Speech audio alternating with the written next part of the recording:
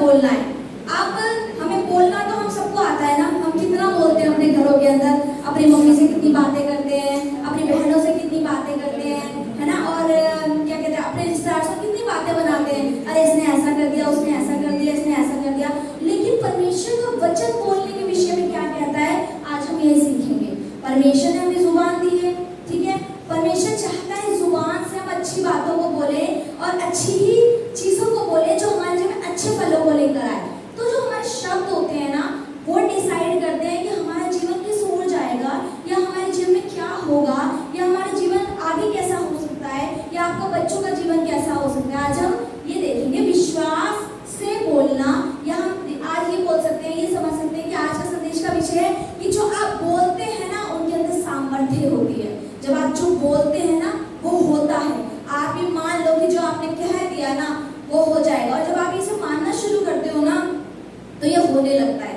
या अगर आप इस पर विश्वास करने लगोगे ना, आज जब आप संदेश सुनोगे और आप इसी को विश्वास करने लगोगे, अरे हाँ सच में तो जो बोलती हूँ वो होता है, और उसके बाद विश्वास के बाद जब आप जो बोलोगे ना आपको वो होता हुआ अपनी आंखों के आगे दिखेगा, और उस समय आपको महसूस हो, अरे हाँ सच में मैं तो जो बोलती हूँ वो होता है, चाहे वो आशीष क्यों ना हो, चाहे वो श्राप क्यों ना हो। अगर आप किसी को श्राप भी करोगे ना वो श्रापित भी होगा, है ना, ये भी होता है। तो हम आज वचन से ये जानेंगे। तो आज जैसे मैंने बोला कि क्या है विश्वास से बोलना, तो विश्वास हम सब बोलते हैं यीशु पे विश्वास करते हैं, तो बाइबल के अंदर भी यही है। विश्वास एक ऐसी चीज है जो हमें दिख नहीं रही, लेकिन मुझे विश्वास है कि है। यीशु क्या आज आपको आंखों से दिखते हैं? नहीं दिखते ना, लेकिन हमें विश्वास है वो है। अब जो हवा चल रही है हमें हवा की आंखों से दिख रही है? हवा आंखों से नहीं दिखती, लेकिन वो है, उसकी वजह से हम ऑक्सीजन सांस ले रहे हैं। अगर हवा बंद हो जाए तो हमारी सांस आनी बंद हो जाती है ना, ऐसे ही विश्वास भी काम करता है। जब हम विश्वास के साथ चलते हैं ना, मसीह जीवन ना कोई एक ऐसा जीवन नहीं है कि हम बस अंधों की तरह कहते हैं ना, अंधेर नगरी चौपट राजा कहावत है, तो अंधों की तरह आप मसीह जीवन के अंदर चल नहीं सकते हैं। आपको विश्वास के साथ चलना है। और विश्वास क्या है? विश्वास एक ऐसी चीज है जो अनदेखी चीजों पर विश्वास करे, ठीक है। तो जैसे कि अगर हम यहाँ लेके देखें, विश्वास का अर्थ हमने जान लिया कि विश्वास एक ऐसी चीज होती है जो मुझे दिखती नहीं है लेकिन होती है। जैसे उदाहरण के लिए आंटी ने बताया, आपने बताया कि मैंने प्रार्थना करी, प्रभु आप मेरे जीवन में ये करो, मुझे विश्वास है कि प्रभु ये करेंगे, या ये है, ये विश्वास है, ठीक है। और इसी विश्वास के साथ हमें जीवन में चलना है। ये हो गया अच्छा वाला पॉजिटिव वाला विश्वास। अब एक नेगेटिव विश्वास भी आता है। दो तरीके की फेथ है, एक पॉजिटिव फेथ है, एक नेगेटिव फेथ है। पॉजिटिव फेथ क्या हो गया कि प्रभु है, जो मैं प्रार्थना कर रही हूँ वो होगा, और जो मैं मांग रही हूँ वो होगा, मेरे जीवन की परिस्थिति ये है, ये बदलेंगी, और मेरे गरीबी खत्म हो जाएगी। अच्छा विश्वास है। और एक होता है नेगेटिव फेथ, जैसे कि हम हमेशा कन्फेस करते हैं, हम गलत चीजों को बोलते हैं ना अपने जीवन में, मैं तो ना हमेशा गरीब रहूंगी, बार बार में बोल देते ना, हम तो ना बड़े गरीब हैं, बोलते ना आपस में बोलते हैं हम तो बड़े गरीब हैं, ये कपड़े तो मैं कभी पहन नहीं सकती हूँ, अरे ये चीज तो मैं कभी खरीद नहीं सकती हूँ, अरे बड़े बड़े अमीर लोग तो गाड़ियों में सफर करते हैं, मैं तो गाड़ी में कभी चल नहीं सकती हूँ। तो ये हम करते हैं नेगेटिव कन्फेशन, नेगेटिव घोषणाएं हम अपने जीवन में करते हैं। तो आपको आज ये सीखना है, जो मेरा है कि मैंने जितना सीखा ना, मैं चाहती हूँ कि अगर इसका थोड़ा सा भी आप सीखेंगे ना, परमेश्वर आपको बहुत ब्लेस करेंगे। कि जब हम पॉजिटिव कन्फेशन करते हैं तो अच्छी बात है, पॉजिटिव घोषणाएं करना अच्छी बात है, लेकिन नेगेटिव कन्फेशन आपको अपने मुंह से नहीं करना है। क्या कन्फेशन नहीं करना कि मैं तो गरीब हूँ। हम घर में आपस में बोल देते ना, हम तो गरीब हैं, हमारे पास तो खाना नहीं है। हाँ, आपके घर में खाना नहीं हो सकता है, कई बार परिस्थिति ऐसी भी आती है कि घर में खाना नहीं होता, हमारे बच्चे भूखे होते हैं, लेकिन ये बात ना आप लोगों को कहने की बजाय परमेश्वर से अगर कहो ना तो ज्यादा बेहतर है। बार बार अगर आप किन्हीं चीजों को दोहराते हो ना, रिपीट करते हो, बार बार रिपीट करते हो, बार बार रिपीट करते हो, तो वो चीजें काम करने लगती हैं। तो आप एक चीज समझो, जो आत्मिक जीवन होता है ना, एक जैसे एक तो शरीर दुनिया हो गई हमें दिख रही है आंखों से, एक ऐसी दुनिया भी है जो हमें आंखों से नहीं दिखती, उसे क्या बोलते हैं? आत्मिक दुनिया। जैसे हमेशा पास बोलते हैं ना, आत्मिक रूप से हो गया है, आपको वो दिखता नहीं लेकिन वो है और वो हो रहा है। तो आप एक चीज समझो, जो आत्मा है ना, आत्मिक जो जीवन है उसके अंदर एक पहिया होता है, और एक जैसे पहिया ऐसे ऐसे घूमता रहता है ना, और जैसे आप किसी चीज को लगातार बोलते हो ना, हाँ एक बार बोल दिया, दो बार बोल दिया, ठीक है, आप बात सुनो ना, तो बता रहे हो पास जी मेरे घर में ये हो गया, ये हो गया, या आप किसी अपनी बहन को बता रहे हो, या आप अपनी किसी रिश्तेदार को बता रहे हो, एक बार बताए, दो बार। लेकिन अगर हम उसे डेली बोलते ही रहोगे तो ना, जो आत्मिक दुनिया पहिया है ना वो चलने लगता है, वो चलता है, और परमेश्वर ने अपने ना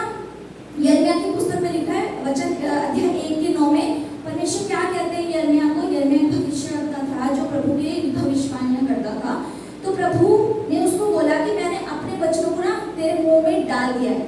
तो वो परमेश्वर ने बोला यहोवा ने कि मैंने अपने शब्दों को तेरे मुंह में डाल दिया है। तो यार इसका मतलब क्या है? परमेश्वर अपने शब्द, वो कितना सामर्थी है ना, कितना सिंहासन पर विराजमान है, उसने अपने सामर्थ्य आपके मुंह में डाल दी है। तो जब आप अपने उस सामर्थ्य को गलत तरीके से इस्तेमाल करते हैं तो जो आत्मिक दुनिया में पहिया होता है ना, वो चलना शुरू होता है। और फिर प्रभु आपकी अथॉरिटी को ओवरटेक नहीं करता। आपने जो बोल दिया ना उसको प्रभु रोकेगा नहीं, क्योंकि हमारा परमेश्वर पता है क्या है? हमारा परमेश्वर ना जबरदस्ती नहीं करता। अब अगर उसे जबरदस्ती करनी होगी तो आदम हव्वा को क्या मतलब बगिया के अंदर फल खाने देता? जबरदस्ती से नहीं खाने देता। लेकिन परमेश्वर ने उस समय आपके चुनाव की रिस्पेक्ट करी। तो यानी परमेश्वर आपको विल पावर देता है कि आप क्या चाहते हैं ना। अगर आप नेगेटिव बोलेंगे तो आपके जीवन में नेगेटिव होगा। ये मत सोचो कि प्रभु में आप हो, आप चर्च में जा रहे हो, आपके पास्टर से प्रार्थना करा रहे हो, अरे आपके पास्टर के साथ बहुत सारी संगतियों में जाते हो तो आपके साथ अच्छा होगा, ऐसा नहीं है। लेकिन अगर आप अपने जीवन में लगातार लगातार लगातार बीमारियां बोलोगे, आप लगातार अपने जीवन में गरीबी बोलोगे, आप अपने जीवन में लगातार बोलोगे कि मैं तो कुछ नहीं हूँ या मैं तो कमजोर हूँ, ये तो मेरे सर में दर्द है। अगर बात बोलोगे मेरे सर में दर्द है, मेरे सर में दर्द है, मेरे पैर में दर्द है, मेरे पैर में दर्द है, पास्टर प्रार्थना भी कर देती फिर भी मेरे अभी भी यहाँ दर्द हो रहा है। हम बोलते हैं ऐसे लगातार, मैंने देखा है, हम बोलते हैं बार बार पास्टर मेरे सर में दर्द, प्रार्थना अभी भी हो रहा है थोड़ा थोड़ा। लगातार जब आप बोलते हो ना तो जब आप किसी से प्रार्थना करा लो, यीशु भी आके आपके लिए प्रार्थना कर दे, वो नहीं जाएगा आपके जीवन से। क्यों? क्योंकि परमेश्वर ने आपको अधिकार दिया और जब उस अधिकार का इस्तेमाल आप इस तरीके से करते हो, परमेश्वर आपकी अथॉरिटी को ओवरटेक नहीं करता है ना। तो हमें ये सीखना है हमें क्या बोलना है, कैसे बोलना है और कहाँ बोलना है। कई बार ना हमें ये भी नहीं पता होता हमें कहाँ बोलना है, हम गलत जगहों पे गलत शब्द बोल देते हैं, है ना। तो हमें ये सीखना है कि क्या बोलना है, क्या नहीं बोलना है और कहाँ बोलना है और कहाँ नहीं बोलना है। ये भी परमेश्वर हमें सिखाएंगे। तो हम इसे वचन से सीखेंगे कि जैसे कि हमें हो गया, हम देखते हैं मैं पढ़ती हूँ, आप लोग तो अगर जिसके बाइबल आप पढ़ सकते हो। हम पहले खोलेंगे नीति वचन की पुस्तक अध्याय प्रोवर्ब चैप्टर 6 वर्स 2। वचन पढ़ते हैं, वचन से सीखेंगे। परमेश्वर का वचन ही काम करता है। नीति वचन अध्याय 6 का हम पहले 2 वचन पढ़ेंगे। फटाफट से मैं पढ़ती हूँ, आप लोग सुनना अच्छे से। वचन में क्या कह रहा है? यीशु मसीह क्या कह रहे हैं? तू तो अपने ही मुंह के वचनों में फंसा और अपने ही मुंह की बातों में पकड़ा गया। तो यहाँ पे जो लिखा है तू तो, यानी कि आप सब या इवन मैं भी कई बार, परमेश्वर क्या कह रहा है? मैं अपने ही मुंह की बातों में फंस गई, मैंने जो बोला उसकी वजह से मैं परेशानियों में हूँ। परमेश्वर आज क्या कह रहे हैं मुझे? तू तो अपने ही मुंह के वचनों में फंसा और अपने ही मुंह की बातों में पकड़ा गया। तो इसका क्या मतलब हो सकता है? मैं तो, हम बोलते हैं हम तो हमेशा अच्छा ही बोलते हैं पास्टर जी, हम तो कभी कुछ बुरा बोलते ही नहीं है। लेकिन ऐसा नहीं है। पता है आप अपने रोजमर्रा में आप अपने जीवन के लिए क्या बोलते हो? आप दूसरों का छोड़ो, आप यीशु में आ गए थे, आपका जीवन बदला। मैं विश्वास करती हूँ यहाँ कोई भी ऐसा नहीं होगा जिसको शायद 1 साल हो गया हो प्रभु में आए हुए या 6 महीने हो गए। सब 3-3, 4-4 साल पुराने तो सब है। लेकिन क्या आप अगर देखें, हाँ प्रभु ने कुछ तो हमारे जीवन में बदलाव किया, मैं ऐसा नहीं बोलूँगी, क्योंकि हाँ प्रभु बदलता है जब हम प्रभु में आते हैं। लेकिन अगर आपको जिस प्रकार का परमेश्वर आपको आशीषित करना चाहते हैं, क्या आप आशीषित हैं? आप अपने आप को देखो, अपने आप को हमें जांचना चाहिए। दूसरों को ऐसे ऐसे करना ना छोड़ दो, आपको अपने बारे में सोचना है। परमेश्वर ने आपको क्या ब्लेस किया, हमें ये ढूंढना है। और कई बार अगर हम ब्लेस नहीं हो रहे, क्यों नहीं हो रहे हैं, इन चीज़ों को आपको ढूंढना है। तो परमेश्वर का वचन क्या कह रहा है? तू तो, यानी तू या मैं, तू तो अपने ही मुंह के वचनों में फंसा। मतलब क्या है इसका? मैं तो हमेशा अच्छा बोलती हूँ, मैं तो हमेशा वचन बोलती हूँ, मैं तो घर में प्रार्थना करती हूँ, मैं तो पूरे वचन कोट कर देती हूँ, है ना। मैं तो पूरे, मुझे तो प्रार्थना करते करते मैं तो पूरा भजन संहिता तेज पढ़ लूँ। फिर क्यों? यानी कि परमेश्वर क्या कह रहे हैं कि जो आप अपने मुंह से बोलते हो ना, उन्हीं बातों में आप फंस जाते हो। आपको नहीं पता आप क्या बोल रहे हो। आप जो बोल रहे हो आप तो कैजुअली बोलते हैं, बोलते हैं अरे मैंने तो ऐसे ही बोल दिया, या मैं तो मजाक कर रही थी। आपको नहीं पता वो जो आप बोल रहे हो ना, मैंने बताया ना आत्मा की दुनिया में एक पहिया है, वो आपके बोलने से घूमना शुरू हो गया। और जब वो घूमना शुरू हो गया तो क्या वो रुक जाएगा? वो रुकेगा नहीं, वो चक्कर पूरा होकर रुकेगा वो, है ना। और अगर आप लगातार बोलते रहोगे तो उसकी स्पीड बढ़ती रहेगी, है ना। लगातार अगर एक टायर के ऊपर डंडा मारते हैं, लगातार बच्चे खेलते हैं ना, तो वो भागता रहता है, भागता रहता है, भागता रहता है। इसलिए आपको ये सीखना है कि हम क्या बोल रहे हैं, ठीक है। कभी अपने जीवन में ये नहीं बोलना कि मैं तो गरीब हूँ या मेरे बच्चे तो बीमार हैं, है ना। जैसे बच्चे बीमार घर में होते हैं, इवन हम भी होते हैं, ऐसा नहीं है हम बीमार नहीं होते। है हमें घोषणा नहीं करनी है, हमें बोलना नहीं है। आप जब बीमार है, बच्चे में चंगाई की आयतें दी हुई है ना, परमेश्वर के कोड़े खाने से आप चंगे होते हैं। आज चंगाई की आयत अपने ऊपर पे बोलो। जैसे मैंने बताया कि वचन खुद परमेश्वर है और परमेश्वर का वचन ही काम करता है। मैं आपको कितना भाषण छाड़ लूं, लेकिन अगर उसमें वचन नहीं है ना तो मेरे शब्द आप पे काम नहीं करेंगे। वचन काम करता है, लोग शब्द काम नहीं करते। इसीलिए जब आप बीमार हैं, आपके बच्चे परेशान हैं, आपको क्या लगता है आपके पास अथॉरिटी नहीं है, आपके पास अधिकार नहीं है? परमेश्वर ने अपने सारे अधिकार आपको दे रखे हैं, अपने सारे सामर्थ्य आपको दे रखी है। परमेश्वर ने क्या बोला था अपने चेलों को कि मैं जा रहा हूँ पिता के पास, और जो मेरे पास अधिकार है, जो मेरे पास सामर्थ्य है, यीशु ने क्या कहा, मैं तुम्हें दे देता हूँ। इसका मतलब आप समझते हो, आप कोई आम इंसान नहीं हो। हमेशा जैसे कि वचन में हम यहाँ से सीखते हैं कि आप राजकुमार और राजकुमारी ये तो हो, इसके अलावा योद्धा हो। आपको लड़ना है।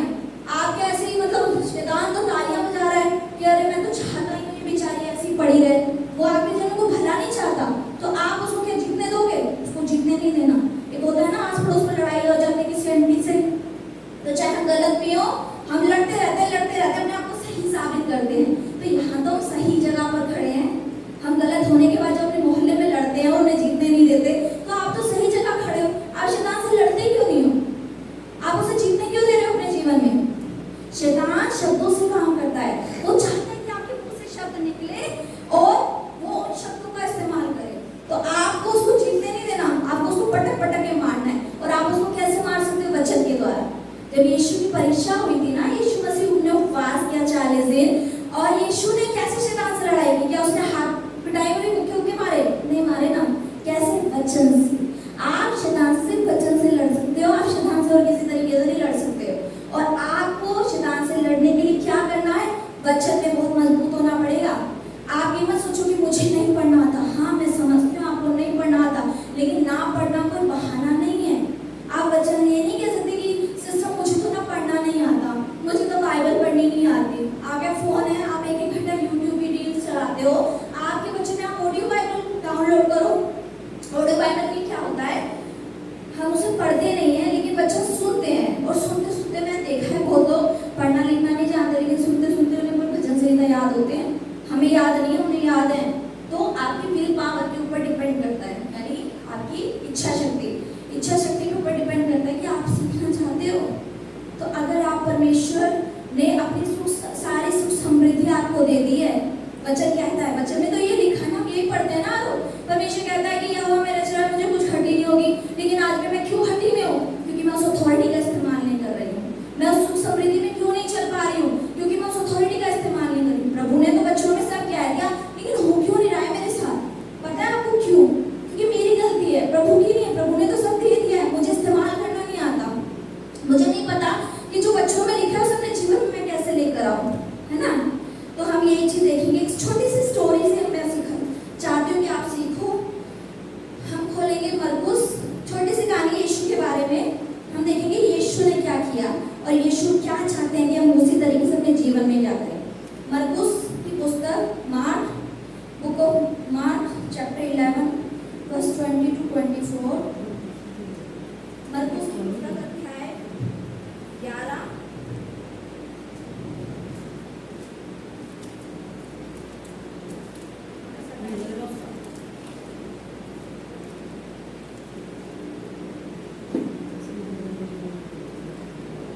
यहाँ पे पेज नंबर 70 है। वैसे मैं चाहती हूँ आप पढ़ो, क्योंकि वचन को पढ़ना बहुत जरूरी है ना। वचन को हल्के में नहीं लेना, वचन बहुत सामर्थी है। प्रार्थना, भविष्यवाणियां सब टल जाएगा, लेकिन यीशु का वचन कभी नहीं टलेगा। तो आपको परमेश्वर के वचन में बहुत मजबूत होना है। पेज नंबर 70 है, book of Mark chapter 11 verse 20 to 24 में पढ़ती हूँ। आप अच्छे से सुनना कि परमेश्वर का वचन क्या कह रहा है, ठीक है? सूखे अंजीर के पेड़ से शिक्षा। फिर भोर को यानी सुबह को जब यीशु उधर से जा रहा था, तो उन्होंने यानी यीशु उसके चेले उस जगह से गुजर रहे थे। वहाँ पे एक पेड़ था। वो पेड़ कौन सा था? अंजीर का पेड़ था, ठीक है? अंजीर का पेड़ था। और हमने ये मैथ्यू की बुक के अंदर भी है। मैं थोड़ा सा आपको ऐसे एडिशन में बताऊंगी, पढ़ूंगी नहीं, लेकिन अभी हम इसको पढ़ते हैं। फिर भोर को जब वे उधर से जाते थे, तो उन्होंने उस अंजीर के पेड़ को जड़ तक सूखा हुआ देखा। पतरस को यह बात स्मरण आई और उसने उससे कहा, हे रब्बी यानी हे यीशु,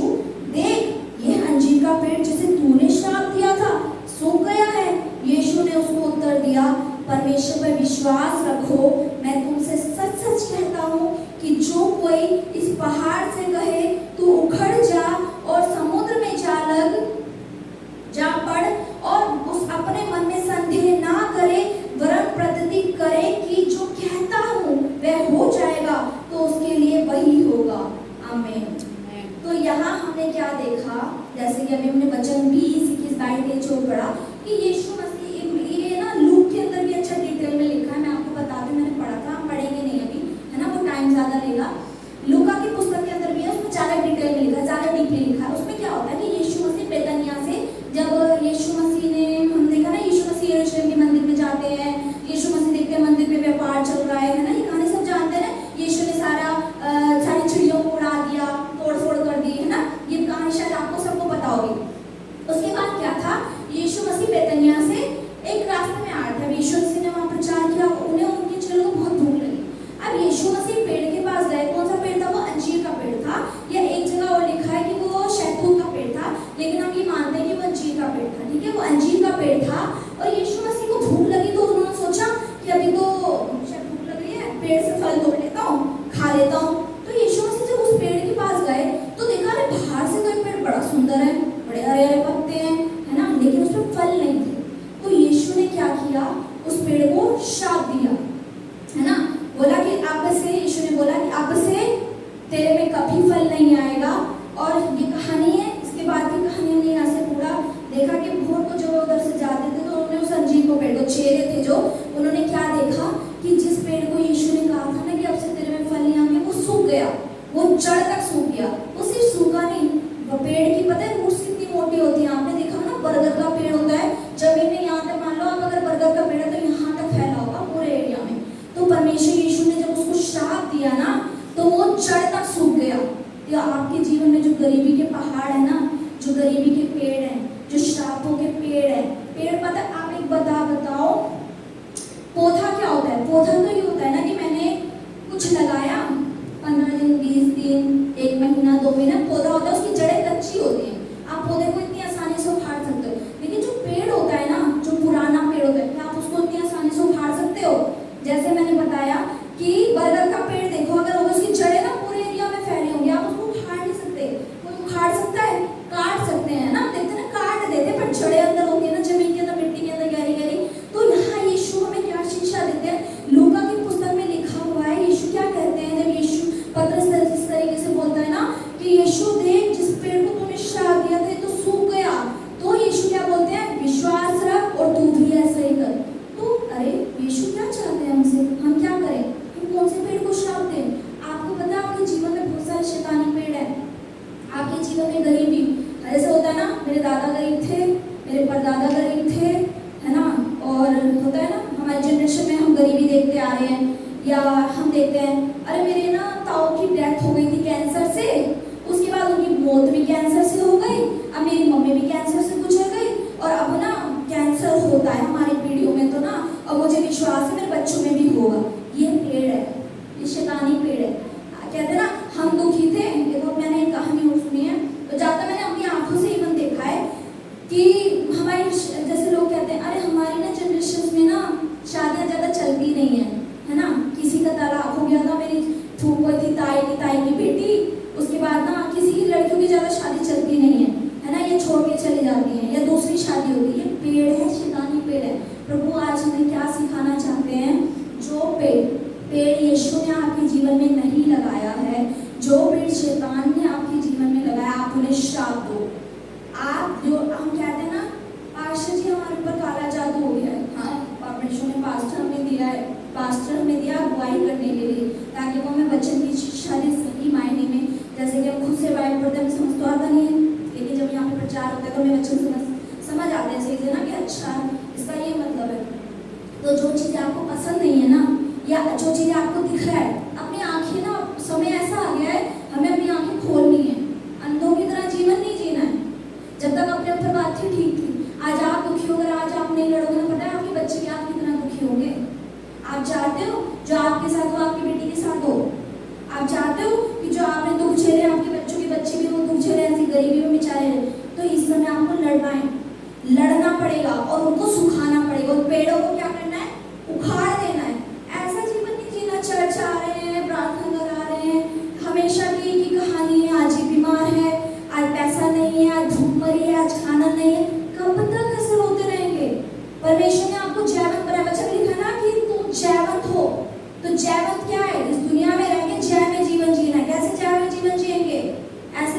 जय में जीवन, हम जय में नहीं हैं।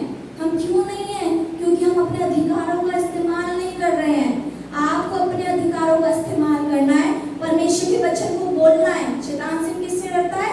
वचन से। आपको क्या लगता है शैतान किससे डरता होगा? सिर्फ आप प्रार्थना करते उससे डरता है? नहीं डरता, वो वचन से डरता है। आपको सिर्फ प्रार्थना नहीं करनी है, प्रार्थना करनी जरूरी है, प्रार्थना मतलब आप प्रभु से बात करो, लेकिन मैंने बताया ना, आप योद्धा हो। योद्धा योद्धा कौन होता है? जो लड़ता है, जो सरहद पे आर्मी ऑफिसर है, उसमें बंदूक है। आपकी बंदूक क्या है? आपका वचन, मुंह से निकला हुआ यीशु का वचन। आप उसको मारो। आप जब वचन बोलोगे ना, उसको मुंह पे चांटे पड़ेगी, वो भागेगा। आप इसे देखोगे सच्ची में, आप एक बार इसे इस्तेमाल करके देखो। हाँ, इतने सालों से आपको भाषा सिखा रही है, वचन इस्तेमाल करो, वचन इस्तेमाल करो, लेकिन मैं आज आपको बोल रही हूँ, आप इस्तेमाल करके देखो एक बार, आपको अपने जीवन में बदलाव नजर आएगा। जो चीज आपने 3 साल में होती नहीं देखी, वो आपको अब दिखेगा। पर इस्तेमाल तो करो, करना तो आप ही को पड़ेगा ना। जैसे फॉर एग्जाम्पल मम्मी ने साइकिल ला के दे दी, अब खुद ही साइकिल नहीं चला रहे तो साइकिल कैसे चलेगी? प्रभु ने दे तो दिया है, वचन तो दे दिया हमें, जयवन जीवन दे दिया, लेकिन जयवन का इस्तेमाल ही नहीं करे, जय वाला जीवन कैसे जिएंगे? जिंदगी भर गरीब थोड़ा रहना है, अमीर बनना है। और जब अमीर बनना है तो अपने लिए नहीं बनना, दूसरों के लिए बनना है। प्रभु आपको जब ये अमीर बनाएगा, जब आप अपना पैसा दूसरों के लिए इस्तेमाल करोगे। अगर आपको अपने लिए चाहिए ना, प्रभु नहीं देगा। पता है आपको, परमेश्वर आपको आशीषित करते हैं इसीलिए ताकि आप दूसरों के लिए आशीष का कारण बने। अगर आप सिर्फ अपने बारे में सोचते हो कि मुझे पैसा मिलेगा तो मैं सिर्फ अपना घर बनाऊंगी, मैं अपने बच्चों को अच्छे कपड़े दिलाऊंगी, प्रभु नहीं देगा, क्योंकि आप अपने बारे में सोचते हो। लेकिन जिस दिन आप कहोगे ना, प्रभु मुझे आशीषित करो, क्योंकि मैं चाहती हूँ कि मैं उनको आशीषित करूँ जो मेरे जैसे हैं, प्रभु आपको देगा। ये मेरा विश्वास है, क्योंकि मैं कहते हैं ना, जिस परमेश्वर को हम जानते हैं ना, आप भी जानते हैं, वो ऐसा ही है। वो हमें जब भी देता है जब हम दूसरों को देना चाहते हैं। तो ऐसी आपको नियत रखनी है, सिर्फ अपने तक नहीं, दूसरों तक। प्रभु तू मुझे दे, मैं दूसरों को दूंगी, ऐसा हृदय रखना है। ठीक है, तो हमने देखा कि यीशु ने पेड़ को श्रापित किया, तो हम अब आपको श्रापित करना है ना। आप मैं तू भुखमरी की आत्मा, तुझे मैं श्रापित करती हूँ, तू सूख जा जड़ से। ये आपको वचन बोलना। जब आप बोलोगे ना, वचन में यही लिखा है, ये वचन की घोषणा है। जब ऐसा आप बोलोगे ना, शैतान आपके शब्दों से नहीं डरेगा, वो वचन से डरेगा। आप वचन बोलो, वचन से ही वो काम करेगा। तो क्या बोलना है आपको? तू गरीबी की आत्मा, तू मेरे परिवार में, तुझे मैं जड़ से सुखाती हूँ। जैसे यीशु ने अंजीर के पेड़ को श्रापित किया, मैं तुझे श्रापित करती हूँ, तू मेरे जीवन में फल नहीं लाएगा, है ना। ये आपको घोषणा करनी है चीजों की। ये नहीं कि मैं भूखे नहीं सोएंगे, ये तो प्रार्थना हो गई ना, सिर्फ इतना काफी नहीं है। आपको वचन बोलना है अपने घरों में, है ना। अपनी गरीबी में आपको वचन बोलना है। आपको परमेश्वर ने गरीब रहने के लिए थोड़ी ना बनाया है।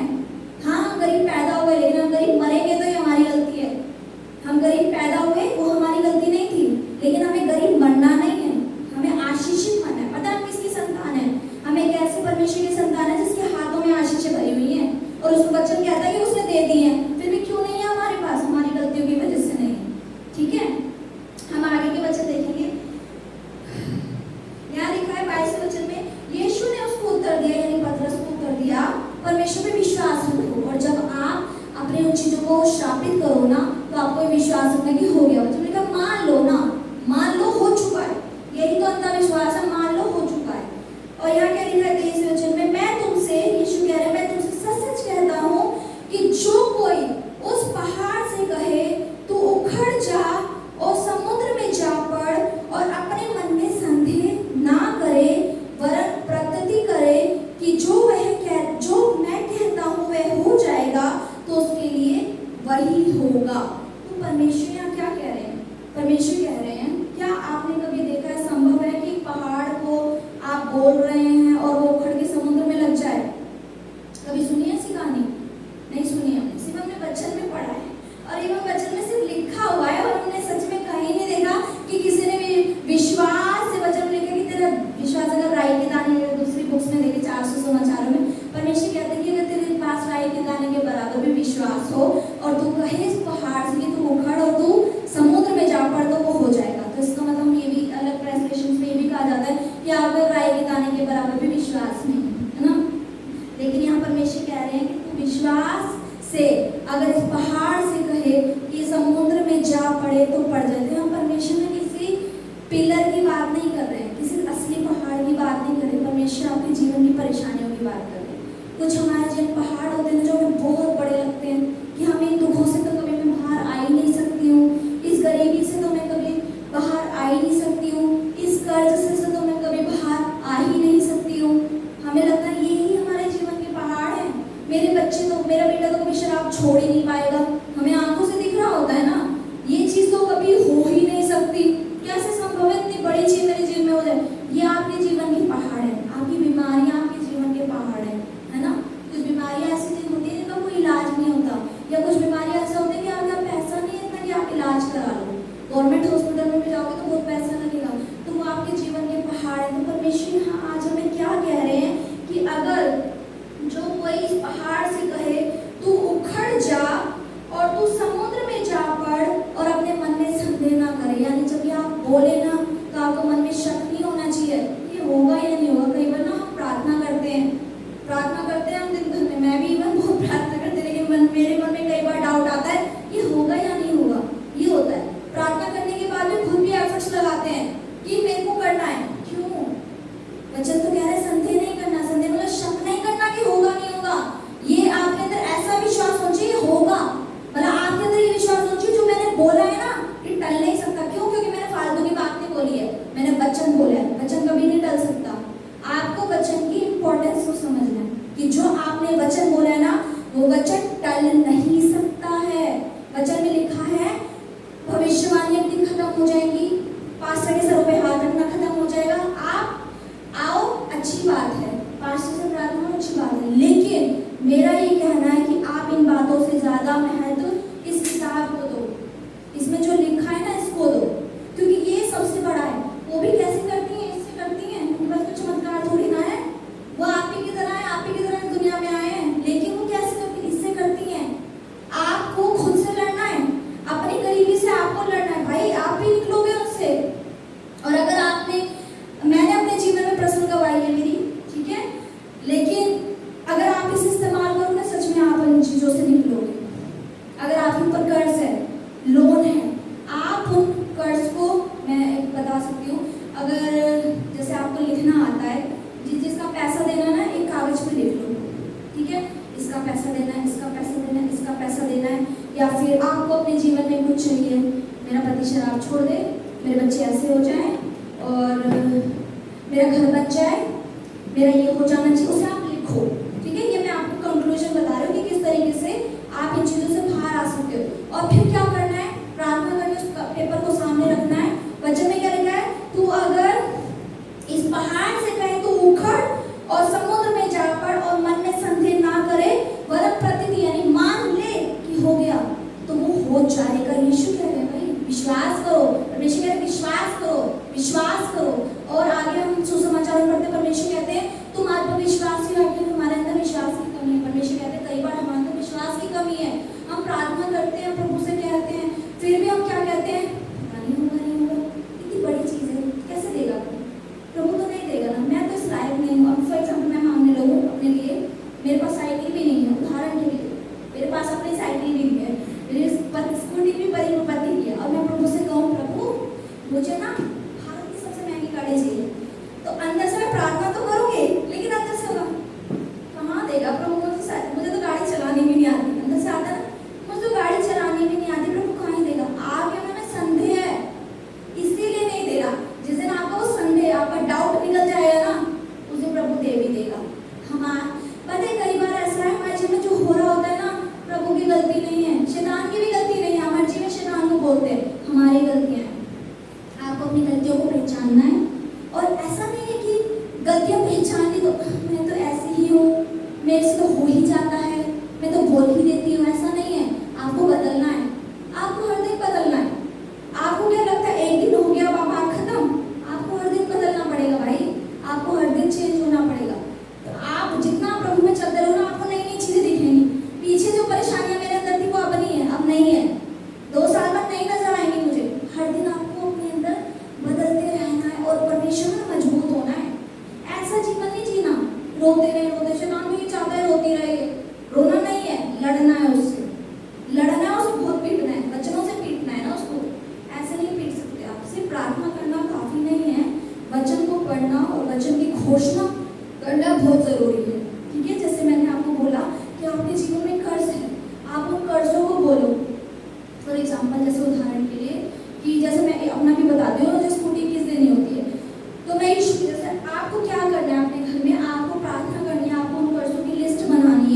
जो जो चीजें आपको अपने जीवन में चाहिए आप उन्हें लिख सकते हो पेपर के ऊपर। और लिखने के बाद आपको क्या करना है, आपको उन कर्जों के बारे में बात नहीं करनी। कई बार ना हम बात बहुत करते हैं, हम दुखों के बारे में बात करते हैं। जिसके पास जाएंगे, अरे बहन मेरा तो ना घर में खाना नहीं है।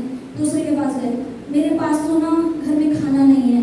या फिर तीसरे के पास गए, अरे हमने तो ना रात में खाना नहीं खाया। ये बुरी बात नहीं है, मैं नहीं बोल रही बुरी बात है, आपको बताना चाहिए। आप बताते ना तो दुख हल्का होगा, मैं ये नहीं कह रही। लेकिन आप बार बार एक ही बात को बोलते हो ना, वो गलत है। आप जब बार बार बात को बोलते हो, शैतान को ताने बजा रहे हो, चाहिए क्या आपके मुंह से निकले और वो उसको पकड़ ले, ठीक है।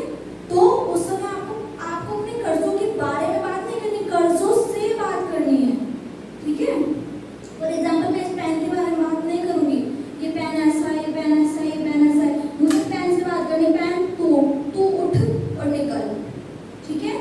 आपके जीवन में जो कर्ज है आपको दुनिया को बताने की जरूरत है, किसी के पास जाके कि भाई मेरे ऊपर इतना कर्जा है, दूसरी बात मेरे ऊपर इतना कर्जा है, किसी के ऊपर मेरे ऊपर कितना कर्जा है। तो पांचवी बात बस यही गाय जा रहे गाय जा। कई लोग मैंने ऐसे भी देखे हैं पूरा दिन फोन पे, अभी इससे बात करी एक बहन से, फोन रखा, फिर दूसरी बहन से सेम बात कर रहे हैं, सेम रिपीट कर रहे हैं, आज ही हो गया था, आज ही हो गया था, ये फोन काटा, फिर तीसरे का फोन आ रहा है किसी सहेली का, फिर उसको वही बता रहे पूरी कहानी। तो उनका जीवन शैली ऐसी हो गई है, उनका लाइफ स्टाइल ही यही है, वो रिपीट करते। आप क्यों रिपीट करते हो? क्या आप परमेश्वर की भलाई को रिपीट नहीं कर सकते अपने जीवन में? आपको परमेश्वर की भलाई को रिपीट करना है, आपको भली बातें बोलने क्यों बोलते हो आप ये सब बातें? आप अपने वचन में लिखा था नीति वचन 6:2 में कि आप अपने मुंह के शब्दों के द्वारा खुद ही फंस गए। आपको पता है आप अपने मुंह के द्वारा क्यों फंसे हुए हो? आज आप दुखों में क्यों हो? किसी शैतान की वजह से नहीं हो, परमेश्वर की वजह से नहीं हो। शैतान तो उसी दिन चला गया था जिस दिन परमेश्वर आ गए थे, लेकिन आज आप अपने मुंह के शब्दों की वजह से हो। आपने शैतान को मौका दे रखा है उन शब्दों की वजह से। आपको शैतान से लड़ना है वचनों के द्वारा, और अपने कर्जों से, चीजों के दुखों के बारे में बात नहीं करनी है, ये ऐसा है, ये ऐसा है, ये ऐसा है, ये ऐसा है, नहीं। उसके बारे में बात नहीं करनी, उन चीजों से बात करनी। अपने दुखों के बारे में बात नहीं करनी, दुखों से बात करनी है। कर्ज को बोलो यीशु के नाम से तू उखड़ और तू समुद्र में जा। तू पैसों की तंगी उखड़ और तू समुद्र में जा पड़। तू गरीबी उखड़ और तू समुद्र में जा पड़। मेरा काम नहीं चला, तू उखड़ और तू समुद्र में जा पड़। ये वचन को बोलो, आप ये बोलोगे तो होगा। ये मैंने अपना ट्राई किया है, मैं इसलिए बता रही हूँ। मैंने देखा है प्रभु की सामर्थ्य को, इसलिए मैं चाहती हूँ कि आप आशीषित हो, आप मेरे भाई बहन हो।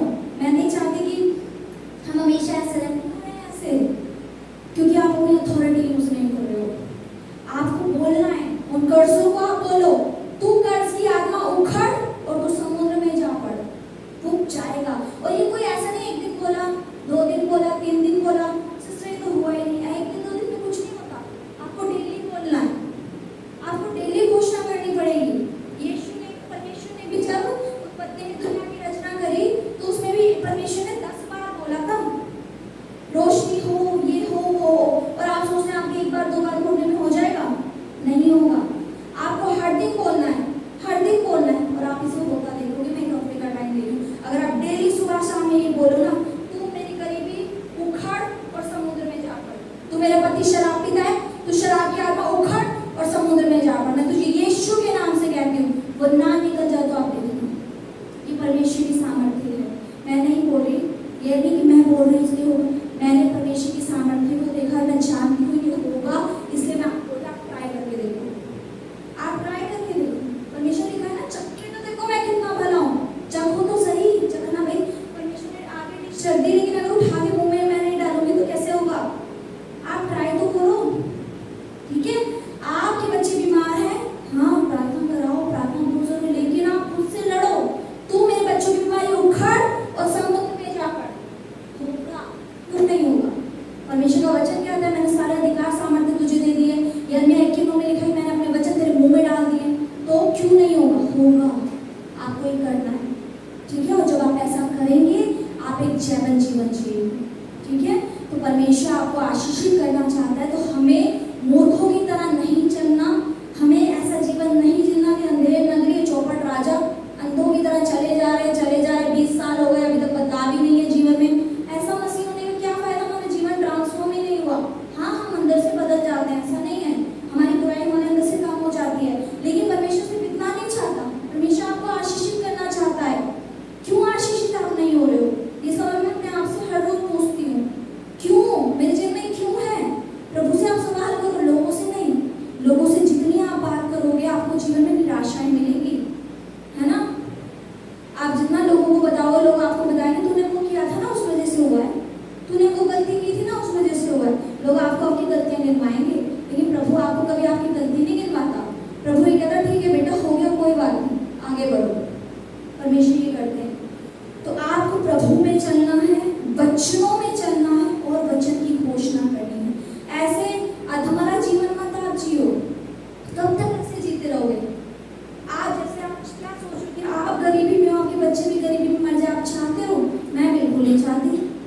जो परेशानियां हमारे तक है ना, बस यही खत्म होनी चाहिए, मेरे बच्चों में नहीं जानी चाहिए। ये कैसे होगा? लड़ने से होगा। कैसे लड़ोगे? क्या उनसे बहस करोगे? जाके शैतान से बहस करोगे? उसे मार पीट सकते हो, आपको दिखता ही नहीं हो। कैसे मारोगे उसको? वचनों से मारोगे। और वचनों का सही इस्तेमाल करना आपको सीखना पड़ेगा। सिर्फ ये नहीं परमेश्वर ये कर दो, परमेश्वर खाना दे दो, परमेश्वर ने सबको दे दिया। वचन में कहा है कि मैं तो तुझे भूखा रहने ही नहीं दूंगा, फिर क्यों भूखे हैं आज भी? कभी सोचा है? परमेश्वर ने वचनों में कहा है, वचन झूठा नहीं है, लेकिन हमें वचन इस्तेमाल करना नहीं आता है। ऐसा नहीं कह रही कि कभी जीवन में दुख नहीं आएगा, दुख आएगा, परीक्षाएं आएंगी, लेकिन आपको ये सीखना है कि उन परीक्षाओं में, उन दुखों में, उन संघर्षों में आपको स्थिर कैसे रहना है और उनसे बाहर कैसे निकलना है। अपने दुखों को आप बोलो, तू उखड़ और तू समुद्र में जा पड़, यीशु के नाम से। वो उखड़ेगा। कोई चीज आपके जीवन में सही नहीं है, कोई गलत प्रार्थना है, कोई रॉन्ग प्रेयर्स है आपके जीवन में, सुखा दो यीशु के नाम से। जो पेड़ यीशु ने सुखा दिया। और अगर आप घर जाना, आप लूका की पुस्तक में पढ़ना, अंजीर के पेड़ का दृष्टांत, उसमें लिखा है यीशु ने कि मैं चाहता हूँ कि जैसा मैंने किया तुम भी करो। यीशु बोल रहे हैं कि तुम भी पेड़ों को सुखाओ और रॉन्ग प्रेयर्स को सुखा दो। लोग आपके जीवन में गलत प्रार्थनाएं करते हैं, आपका ये ना चले, वो ना चले, आपका काम ना चले, आप गरीब हो जाओ, आप मर जाओ, सुखा दो उनको। आपके अधिकार है, बोलो। यीशु ने कहा है वचन में कि जैसे यीशु ने अंजीर के पेड़ को सुखाया, मैं विश्वास से कहती हूँ तू गरीबी का पेड़ मेरे जीवन से सूख जा, जड़ से सूख जा। तू गरीबी उखड़ और समुद्र में जा पड़, वो जा पड़ेगी, वो सूख जाएगी। और ये एक दिन में नहीं होगा। ये आपको, जैसे आप हर रोज बात करते हो ना अपनी परेशानियों की